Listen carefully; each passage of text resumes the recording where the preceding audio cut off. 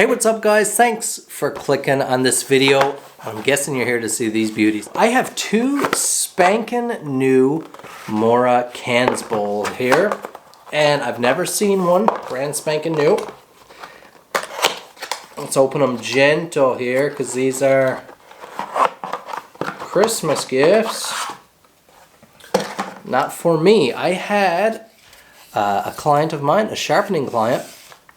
I ordered them and he wants the full sharpening treatment on them. He wants some whetstone sharpened and then shipped to him for presents. But he wants to give him not with the factory edge, but with my edge. So here's the setup. Brand new KANSBOL. Let's have a look. So here is a spanking new MORA KANSBOL. Factory, complete factory. These are cool, nice, very utilitarian. Very nice. Nice sharp spine there. I like it. So it's set up nice for bushcraft. Have a look at that bevel, and that's what a lot of people want corrected. Not that it's a problem, but we do have somewhat like a strong satin grind. That's probably a solid 320 grit. I would guess, based on the finishes that my different belts give. My 400 grit belt on the belt grinder give a much finer texture than that. So maybe a 320 grit, something like that. And then there's a small micro bevel on there too. So my client wants that removed. Nice whetstone polished edge. Let's get to it. Now, just to satisfy everyone's curiosity, because I'm sure lots of people are gonna want to see this, edge check. Nice, nice. A little bit coarse. You can feel that little bit of texture or abrasiveness. The micro bevel is a little more polished than the face of the Scandi, but real nice crisp edge. It's not glassy sharp. Little bit lacking back near the heel. Looks to me like a little burr going on back there.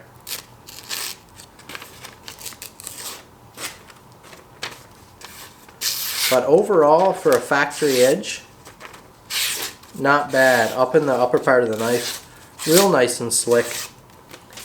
We'll take them up a notch. Okay, here we go. Let's wet down the first stone. I'm going to try the Super Stone 400. We don't have any damage to remove. We have a good edge, but we just want to take down the finish, take down all that surface. All those striations are kind of like this on a microscopic level. Sorry for my thick hands there, but you have these grooves and these high points. So we want to plane those off so we have a nice smooth finish. Now, how deep are those scratches? They offer a nice texture, quite a bit of texture to the fingernail. So this might be a bit slow going. We'll see. Notice the grind. I'm just noticing here and being overly critical. This is not, I don't consider this a problem with the knife at all. But notice, factory knife, notice a little bit of waving on the Scandi grind here. On this side, you can see where that kind of flat transitions into the little bit of waving, wavering there. See that? See that? Right around here, a little bit of waving with a harsh change right there. We'll start smoothing some of that out by handling it by hand. Again, that's not a problem. That doesn't affect performance of the knife. I don't consider that shabby work. Just pointing out, you got another harsh line right about here. See that? Just a little bit, just where the grind isn't perfect. Now you got to watch these low grit super stones. I haven't had any high grit super stones. The low grit ones get thirsty. I'm gonna drinking up the water. So I'll start. We'll focus. We got a long straight edge. We're straight probably to right here, that much. So we'll put on the stone. The Scandi is nice and convenient. You can touch right up to it there. We can start working with that slight little bit of throttle, motorcycle throttle pressure into the edge, because we want to ever so slightly change the plane. What we're trying to do is remove the micro bevel. With those few passes, let me grab a towel here and show you guys the work we've put in.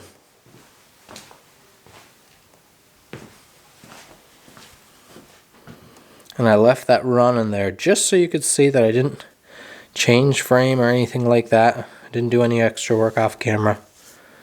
Let's just have a look. So that is the work we've put in so far. You can see that mixy, scratchy texture from the 400 grit stone. But we've got a little divot right there. Sometimes those things create problems for us. We've got lots of the texture still staying in there. And look how the stone is drying out. That'll get less and less as we work here. But sometimes those little factory divots and things that are put in, and again, not a huge problem, but if you're looking for that picture perfect finish, those little divots make extra work, because then you're not just removing the scratches or the texture from the factory grinding. You also have to sharpen, take the whole surface down enough to remove those, and that's a judgment call for the sharpener. Lots of pressure on this bevel. Be careful not to go rocking back and forth. There's that sweet spot where you can hold that blade just perfectly well, and you're not gouging your edge, and you're not falling back and taking that crispness out of the grind line. And I can see now right here, you see that little divot? Right here we have a nice consistent texture, but right here we have that little low spot of the factory texture still sitting there. So I'll put a little bit more focus right in that area. And this step is kind of your workhorse step, because once you remove those strong factory striations, after that you're just trying to move your own striations. With each progressing stone, you're walking up and removing scratches from the next stone. We'll come back when I've got this knife all nice consistent 400. But right now, go ahead, start working on that turn. Kind of get a feel for what feels right, because you still have, although it's a short Scandi, still a Scandi, and it's got that feel, it's got that bevel to kind of acts as its own guide, as a Scandi does.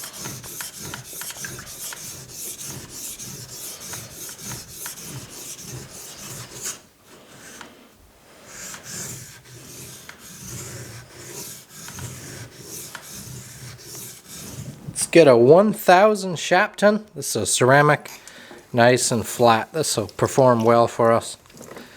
And hey, look at that. I don't need to start with the Nagura for once.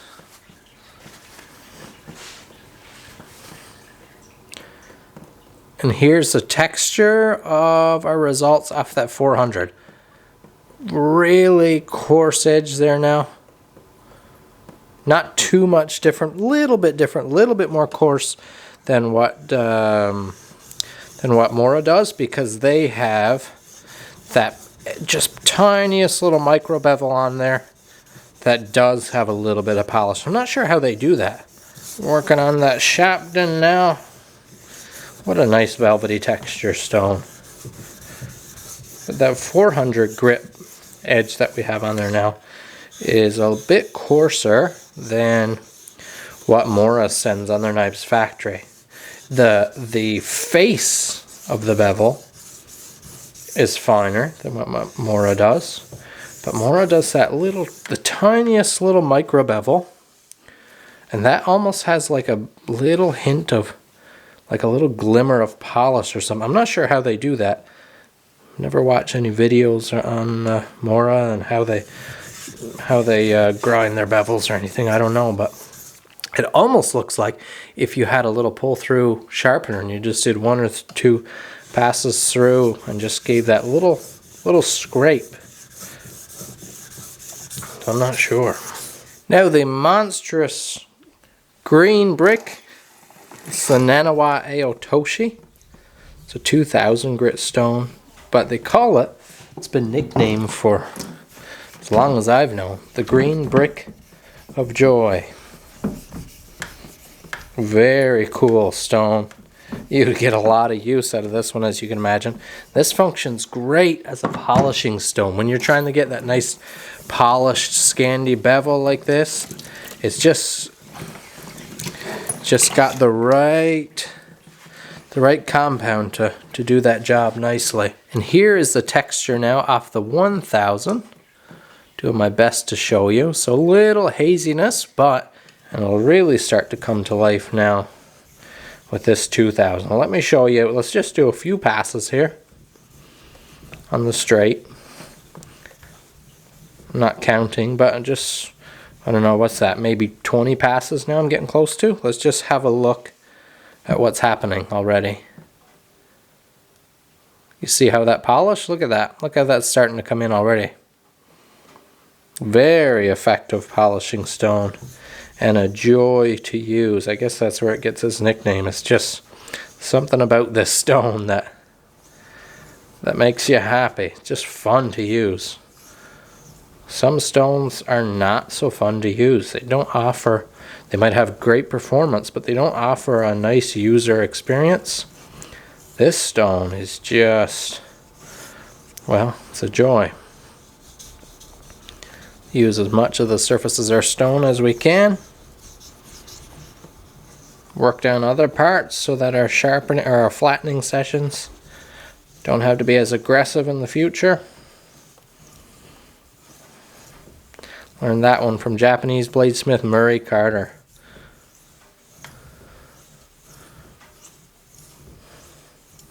If you can spend a little bit of time and work those corners of your stone up here, start taking down that. Get more use out of your stone in the long run. And that's where we are right now with that 2000. Not perfect, but very nice. And now tonight I'm going to bring in my old girl, my old woodstock. This is made by Steelix. My 1000-6000 combination stone.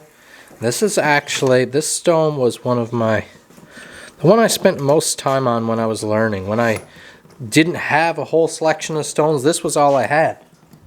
My very first stones, my first stone was this little set. Oh, I forgot this is a soaker. Made quick work of that water. My very first stone was a little Smith set. It was about this big with a plastic base, and when you flip it over, you twist the toggle, and this little tiny Arkansas stone about this big came out of the bottom of it. That was my first stone, and that's when I first achieved like barely a hair popping edge. Oh, she's really a soaker stone. Yeah, not used to that anymore. Most of the high-end stones are splash and goes, especially up in this grit range. Just using a 600 grit Nagura here to carve the top off, clean it up. This stone's pretty dirty, been sitting around. But this was my second stone. When I got my first real sharpening stone, we say, this was it right here. This woodstock. I took a chance on it because I got it for like $40 at the time, and it was a wonderful stone. I sharpened for years with this. Sharpened for clients, chefs, so many people all over the world, shipping me knives, and I was sharpening with this combo stone. Not this one, I wore it out and replaced it, but that is the finish off the 2000. See some mixiness. We'll get that all the way up because our plane is not absolutely perfect, so we'll get that all the way up pretty much until we strop and blend those final scratches together. But let's see if we can work this stone a little bit here now.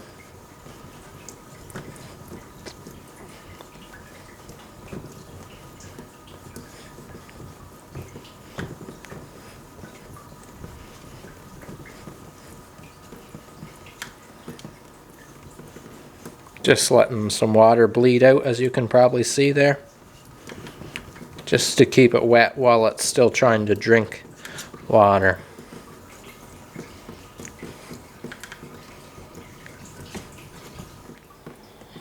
Now we're getting somewhere with that polish. Look at that. I'll just keep working. And now let's do a little bit of stropping. If you don't have a paddle strop, I consider it pretty much a must-have for you sharpeners. Freehand, guided sharpening, machine sharpening, whatever, Tormek. I recommend you have one of these. If you don't have one, I recommend you get one at my website, Noseworthy.com. You can find it down below, and we'll get a proper strap, paddle strap, premium leather shipped off to you, just like I build and use here in my shop every day. This strap will just help start blending all those 6,000 grit, 2,000 grit scratches together. Just blending them in, smoothing them out a little so they're not as harsh.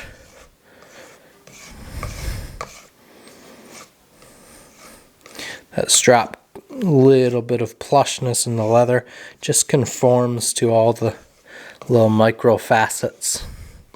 And then when you're done, you'll have an edge that looks something like that. Fair amount of work, yes, but now we've gotten rid of that micro bevel. We have that beautiful look that our client wants. I understand not everyone wants a mirror polished edge, but doesn't that look good with that kind of scratchy MORA bevel there? Those faces mixed in with that kind of hunter orange. I think it looks real nice. Quick edge check. Yeah, a little more silky now. Doesn't have that little bit of texture there. Really, really nice.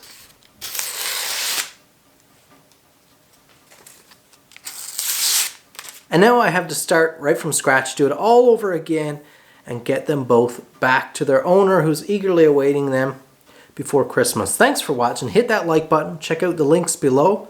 Check out my my website, my web store for products.